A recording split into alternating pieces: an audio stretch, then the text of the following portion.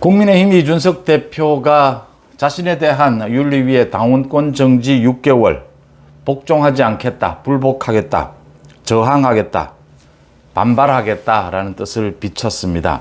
이준석 대표가 지금 현재 라디오 방송에 출연을 해서 이 징계가, 자신에 대한 징계가 좀 부당하다, 윤리위의 징계가 부당하다라고 하면서 이 징계, 윤리위의 징계를 처분할 권한이 당대표에게 있다.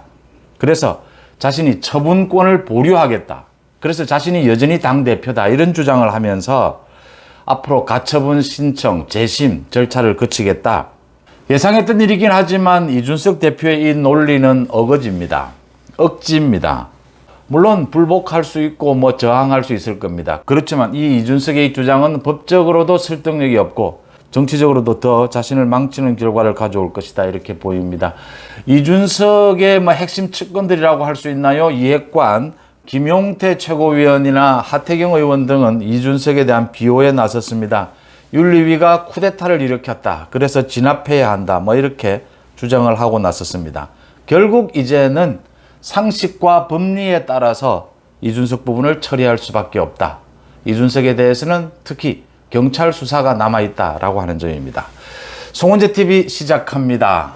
아직 송원재TV 구독자가 아니신 분 혹시 계시면 구독, 좋아요 버튼, 저한테는 큰 격려, 힘이 된다는 말씀 부탁부터 드립니다. 이준석이 지금 이야기하고 있는 것은 이겁니다.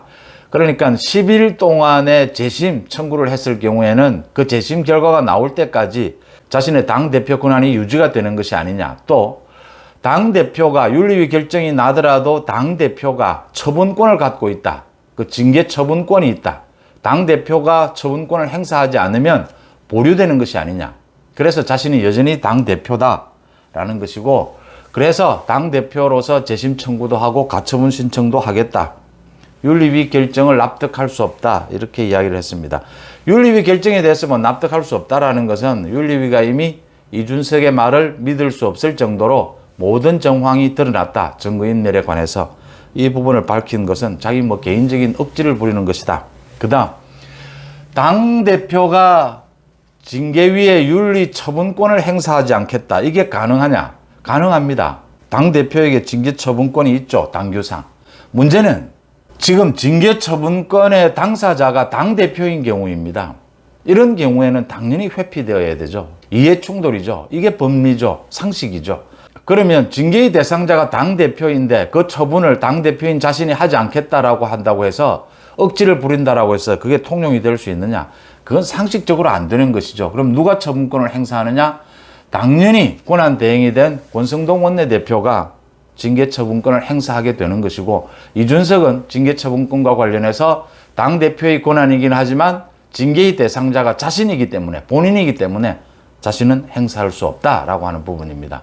이건 여러 분야의 법리에서 확인이 되는 부분이고 상식적으로 통용되는 것이죠. 그래서 이준석의 이 주장은 억지 주장이다. 법리를 모르는 억지 주장이다라고 보입니다. 한 가지 더 첨부하면, 그러니까 당원에 대한 징계에 대해서 윤리위에 재심 청구를 할 수 있도록 되어 있습니다. 이준석도 그렇게 하겠다라고 하죠.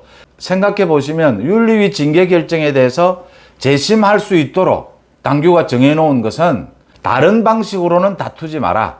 윤리위의 부분을 재심을 청구하든지 아니면 법률적으로 가처분 신청을 하든지 이런 방식을 택하라 라고 한 것이 그 법리죠.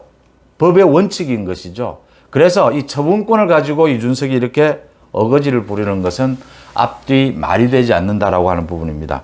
처분권을 보류하면서 당대표직을 유지하겠다? 그것은 어려운 것이다.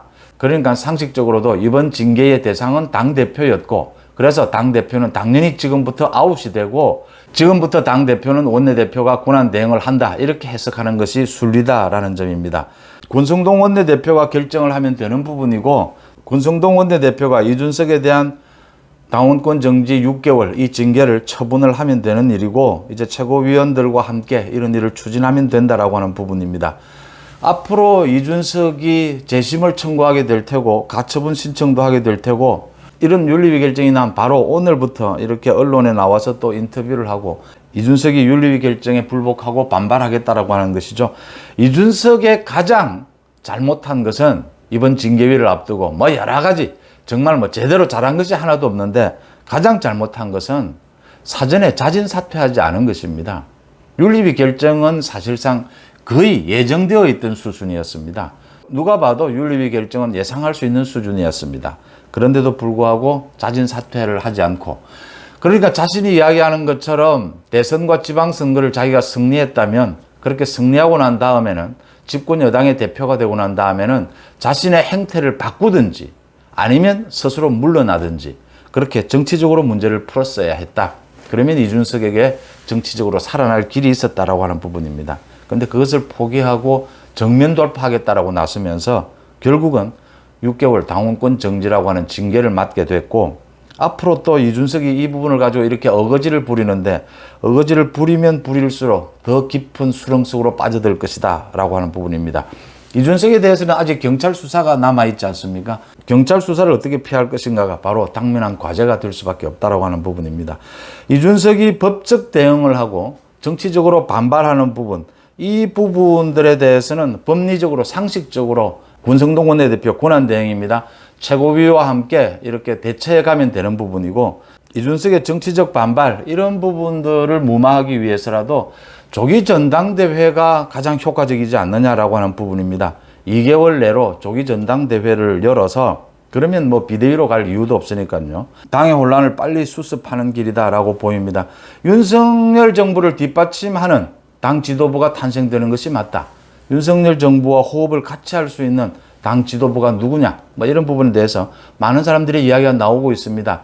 안철수, 김기현 거론이 되고 있습니다. 가장 유력하죠. 그동안 많이 준비를 해왔죠. 이준석이 윤리위 징계에 불복하고 본격적인 반발에 나섰다. 하지만 이준석의 말은 어거지에 불과하다. 그러니까 뭐 막판 목리를 부린다. 끝까지 자신이 당대표까지 지낸 국민의힘을 향해서 해코지에 나섰다. 이렇게 보입니다. 이 부분을 빨리 수습할 수 있는 길을 찾아야 된다라고 하는 부분입니다. 송은재TV 마칩니다. 고맙습니다.